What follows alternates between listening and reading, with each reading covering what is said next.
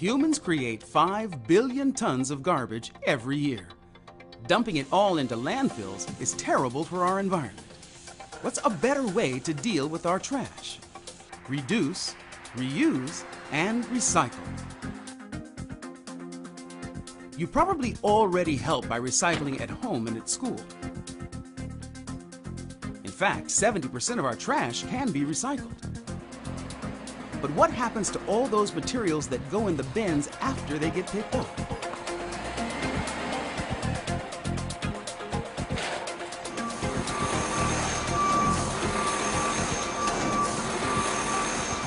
I'm here at E.J. Harrison & Sons Gold Coast Recycling in Ventura, California.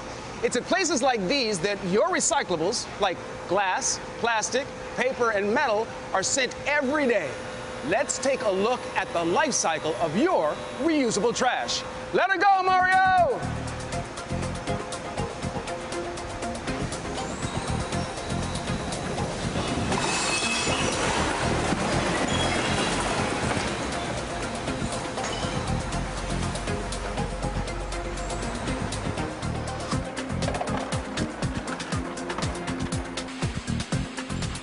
Tons of garbage each day goes up these conveyor belts where man and machine work together to separate everything into their appropriate categories. First to be separated is cardboard, a material that's easy to reuse again once it's cleaned up.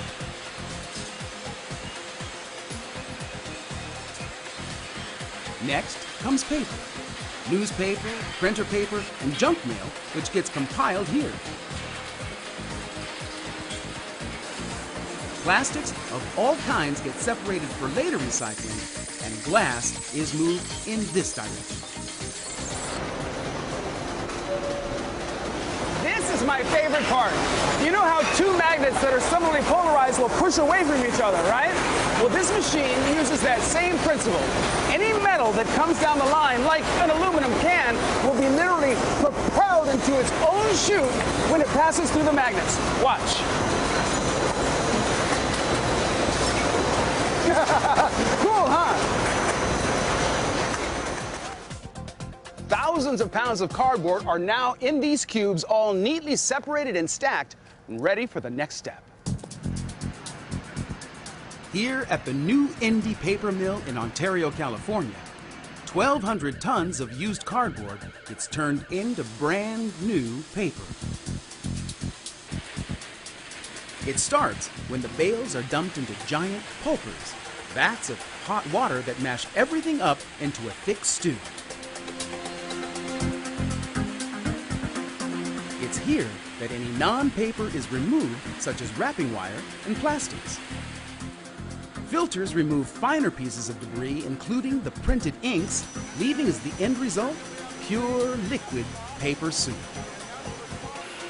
Gigantic pressers then begin the process of squishing together the pulp, which not only starts to form the new sheets, but also squeezes out much of the water, until finally the sheets go through 55 dryers, heated to 280 degrees, and it takes only a few seconds to remove the last remaining bits of moisture from the newly formed paper, which is then rolled into giant spools.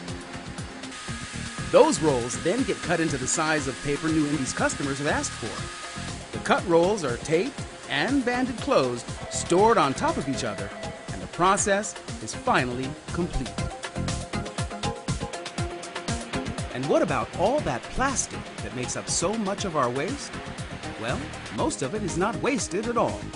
Companies like Talco Plastics in Long Beach, California, separate the bales of plastic on these conveyor belts. An electric eye looks for the exact kind of plastic being recycled today and blows what it needs up these tubes faster than any human could. Next comes the grinder, which chunks everything into tiny parts.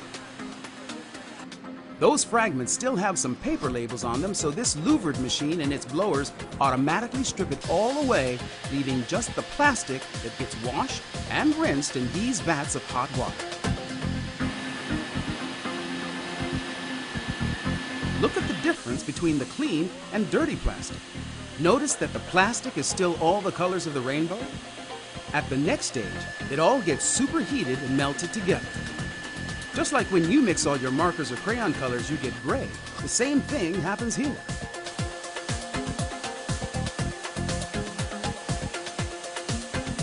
The now gray plastic gets formed into pellets which are boxed up and sent on their way to be formed into some newly made plastic object. The whole process took only an hour, but saved so much of our planet's precious resources. Reduce, reuse, and recycle. It's a process that we are all responsible for. What started out like this has been refashioned into something like this. Brand new, ready to use, and recycle again. But you don't have to take my word for it.